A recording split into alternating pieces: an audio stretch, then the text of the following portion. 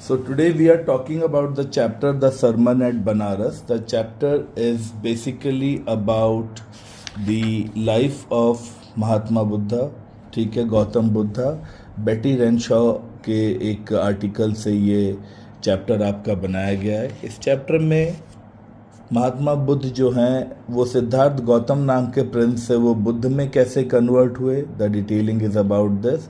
And then थोड़ी सी महात्मा बुद्ध की लाइफ की, गौतम बुद्ध के लाइफ की एक प्रीचिंग्स वगैरह इसमें इलेबोरेट करी गई है. The chapter deals with the chapter begins with the statement like Gautam Buddha जिन्होंने अपनी ज़िंदगी as a prince Siddharth Gautam के तौर पर शुरू करी थी, और ही was born in northern India, हमारे नॉर्दर्न इंडिया में पैदा हुए थे. 12 साल की जब उनकी एज थी तो स्कूलिंग के लिए उन्हें मतलब गुरुकुल्स वगैरह में भेजा गया. देयर उन्होंने हिंदू सेक्रेड स्क्रिप्चर्स की 4 साल तक डीप स्टडी करी. अराउंड 16 ईयर्स की एज में 4 साल बाद he came back. Then he married a princess. After that he had a son, उनका एक बेटा भी पैदा हुआ. और अराउंड 25 ईयर्स तक की एज तक प्रिंस गौतम ने एक रॉयल लाइफ जी. He lived the luxurious and lavish life of royalty, you can say. When he was around 25 years of age, and on that day in that age something surprising happened to him. Actually the scenario was like that कि till the age of 25 years he was shielded from all kind of sufferings of the world. 25 साल तक की as तक he was shielded from all kind of sufferings of the world. No, he had not seen any poverty, he had not seen what is death, he had not seen illness, he had not seen any kind of miseries and sufferings and pains of life. His father had made it sure that जिस compound में वो रहते हों वहाँ ऐसी कोई भी चीज़ कभी ना पहुँचे. But one day when he was out on hunting, he saw 4 spectacles over there. Hunting के दौरान उन्हें 4 चीज़ें दिखाई दी. क्या? 1 sick man, and then he saw an aged man, and then he saw a funeral procession, and then he finally saw a monk who was begging for alms, जो भीख मांग रहा था. So now these 4 things really agitated him, moved him, or surprised or shocked him. Before this, he had never seen any sickness. Before this, he had never seen crippled or aged people. Before this, he had never seen what death is. He didn't know कि लोग मरते भी हैं. And before this, he never seen poverty. He had never seen people begging. Now he was like, he wanted to have the answers of these questions. Why people fall sick? Why do they die? Why is there the wealth is concentrated in few hands and people are living life of miseries? Now he needed the answer of these questions, various questions which you can say crept up inside him, and he definitely needed enlightenment now. So to seek this enlightenment is knowledge की खोज में one night means he left his home. He wanted the enlightenment concerning the sorrows he had witnessed. वो इन सभी दुखों का जवाब चाहता था. That's why he left his home. बीवी बच्चे सब छोड़ दिए. He wandered in the jungles and in the mountains for around 7 years in search of truth, in search of knowledge, but he did not get that knowledge. And finally, one day, he sat under a peepal tree, a banyan tree. बैठ गया वो उसके नीचे, and he vowed, वहाँ उसने कसम खाई that he will not leave the tree or move from under the tree until or unless he gets the enlightenment. वहाँ उस पेड़ के नीचे उसने कसम खाई जब तक एनलाइटनमेंट नहीं मिलेगा. Means under that tree he sat and he vowed, he took an oath कि जब तक एनलाइटनमेंट नहीं मिलेगा he will not leave that tree. He got enlightened after 7 days, and after 7 days he got the enlightenment, उन्हें ज्ञान मिला. ठीक है. He renamed the tree the Bodhi tree. And first of all, जैसे ही got enlightened, he got the knowledge about the sufferings, and he got the answers about of all the questions which were you can say coming up in his mind. After getting the answers of all those things, 7 days it took him. After 7 days he got the knowledge, and first of all he renamed the tree. He called the tree Bodhi tree because that tree has given him buddhi. उस पेड़ से उन्हें बुद्धि मिली थी, wisdom मिला था.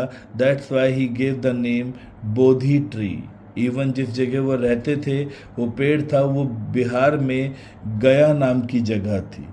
The place was Gaya. Bihar में there is a place called Gaya, तो उस जगह का नाम भी बोधि गया पड़ गया, बोधि गया. ठीक है.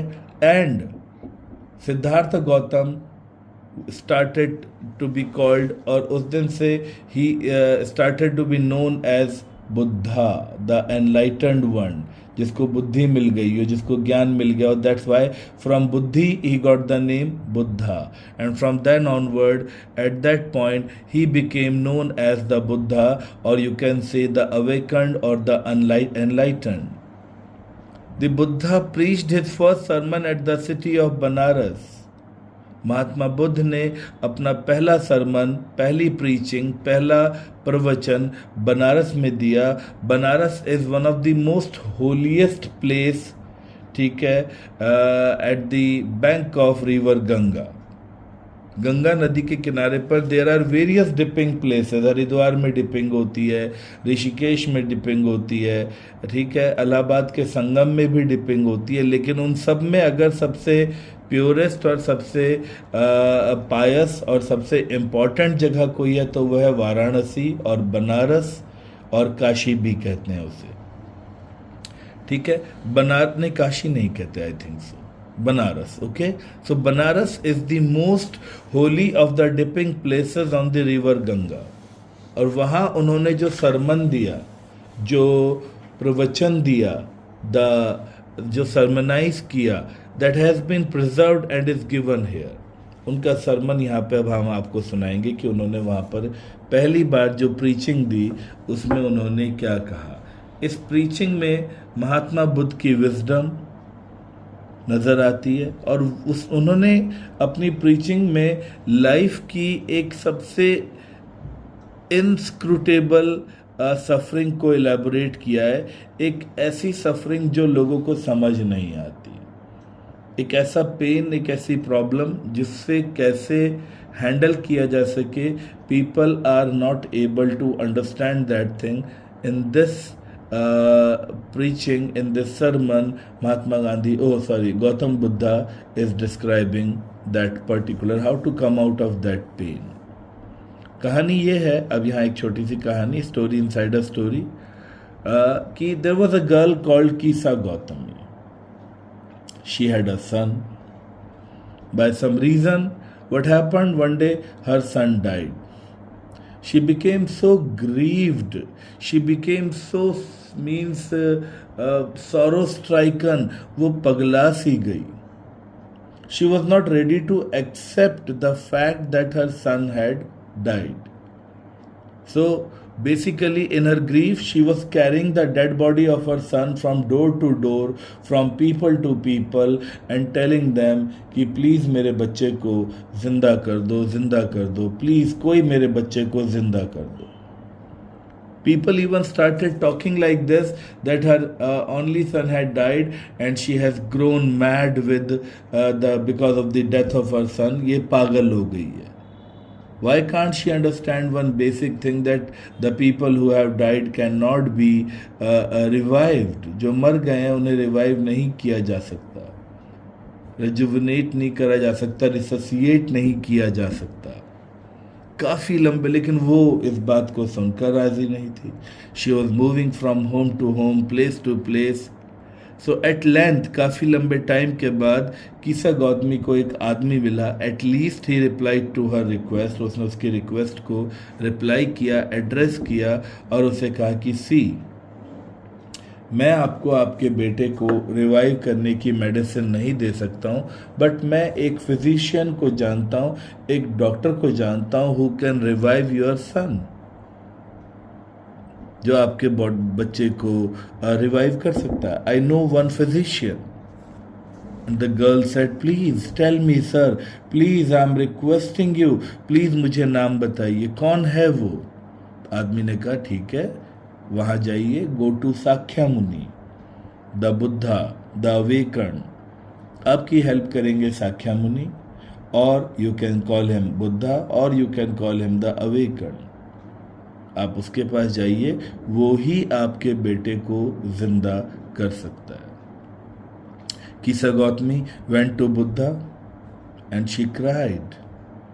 In front of Buddha, she cried, "Oh Lord, oh Master, please give me the medicine that will cure my boy." मुझे वो दवाई दीजिए जिससे मेरा बच्चा ठीक हो जाए. प्लीज बना दीजिए मुझे वो दवाई. I want my son back. Buddha said, "Okay, I can give you the medicine to cure your son. He will be fine, he will be okay. But yes, to make that medicine, उस medicine को बनाने के लिए, I want a handful of mustard seed, मुझे handful mustard, एक मुट्ठी सरसों के दाने चाहिए." Kisa Gotami thought that this is the most easiest task. एक मुट्ठी सरसों के दाने तो मैं कहीं से भी ले आऊंगी. तो she was very happy. In her joy she promise to procure it. खुशी खुशी बोली, मैं अभी लेकर आती हूँ, मैं अभी लेकर आती हूँ. But Buddha added, he said, "No, I need the mustard seed from a house where nobody had ever died. Mustard seed मुझे ऐसे घर से लाकर दो जहाँ कोई भाई, बहन, माँ, बाप, बेटा, बेटी, रिलेटिव ना मरा. मुझे ऐसी जगह से मस्टर्ड सीड्स लाकर दो." तो कहते हैं कि I need mustard seed from such house, जहाँ से कोई नहीं मरा हो. लड़की को अभी भी ये बात समझ नहीं आई और वो इस उम्मीद में कि उसे तो मस्टर्ड सीड मिल ही जाएंगे. She was actually, you can say, out of her mind, ठीक है, because of the death of her son. तो Kisa Gotami went from door to door, people to people, asking for a handful of mustard seed. People said, see bro, ये bags पड़े हैं mustard के, जितने मर्जी ले जाने ले जाओ, कोई प्रॉब्लम नहीं है, as much as you want. But then Kisa Gotami asked them, no no no, before taking I want to ask you a question. Has anybody died in your family? And now they really got grieved and pained. They said, please take as much as mustard you want, but don't talk about the dead people of our house. It pains us. There are so many dead people in our lives. Living are less, मरे हुए लोग ज़्यादा हैं. आपको mustard चाहिए, आप mustard ले जाओ, लेकिन हमारी जिंदगी के मरे हुए लोगों के बारे में प्लीज बात मत करो. Whole day she kept on searching that one house where nobody has died. And finally, it was really very difficult to find one such house there where no death happened. It's really impossible. हर घर में कोई ना कोई मरा ही है. तो finally, कीसा Gautami became weary and hopeless. थक गई वो, hopeless हो गई. And sat down at the wayside. और वो सड़क किनारे बैठ गई. धीरे धीरे शाम के लैंप्स बुझने लगे थे. बुझने से पहले लैंप एक बार पूरी तरीके से फड़फड़ाता, फ्लिकर करता और बुझ जाता, फ्लिकर करता और बुझ जाता. And the darkness of the night reigned everywhere, और हर तरफ रात का अंधेरा फैल गया. And she considered the fate of man, और तब उसे रियलाइज हुआ कि what the hell was I doing. In my own pain, in my grief, I have became I have become so selfish that I forgot the basic reality of life. That anybody who has taken birth will have to die one day. Some people go sooner, some people go later, but everybody will have to go. Nobody has come to this world drinking that nectar bro. किसी ने वो अमृत नहीं पिया हुआ है कि कोई मरेगा नहीं. Anybody and everybody who has come to this world will one day die. जो भी इस दुनिया में आया है उसे जाना तो है. उसे रियलाइज हुआ how selfish I am I in my grief. Death is common to all. मौत तो सबके लिए कॉमन है. And yet in this valley of desolation there is a path. लेकिन हाँ, इस पेन से भरी वैली में, इस दुख से भरी दुनिया में एक रास्ता ऐसा है विच लीड्स टू इमॉर्टेलिटी. आप इमॉर्टल हो सकते हैं, आप फ्री हो सकते हैं इन सब दर्द, दुख, परेशानियों से. कब? अगर आप अपनी सेल्फिशनेस को सरेंडर कर दें.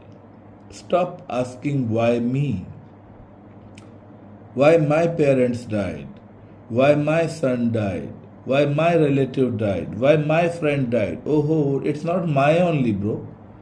Anybody's and everybody's parent will means they all will have to go. सभी जाएंगे. किसी के थोड़ा पहले तो किसी के थोड़ा बाद में. बुद्धा said, यहाँ से अब बुद्धा अपनी प्रीचिंग बताते हैं कि यही तो है. The life of mortal in this world is troubled and brief and combined with pain. इस दुनिया में हम मॉर्टल की लाइफ ट्रबल्ड है, ब्रीफ है और दर्द से भरी हुई है. For there is not any means by which those that have born can avoid dying. कोई तरीका नहीं है कि कोई पैदा हुआ है तो वो मरेगा नहीं. After reaching old age everybody will have to die. Such is the nature of all the living beings. Like on a tree, there are many fruits. Some are raw, some are ripe. Which fruit will fall first? The fruit which are ripe. They are in danger of falling first. Similarly, the people who have grown aged will die first.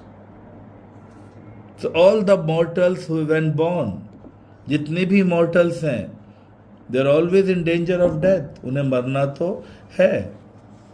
जैसे मट्टी के बने सारे बर्तन एक दिन टूटकर दोबारा ज़मीन में मिक्स हो जाते हैं, मट्टी बन जाते हैं.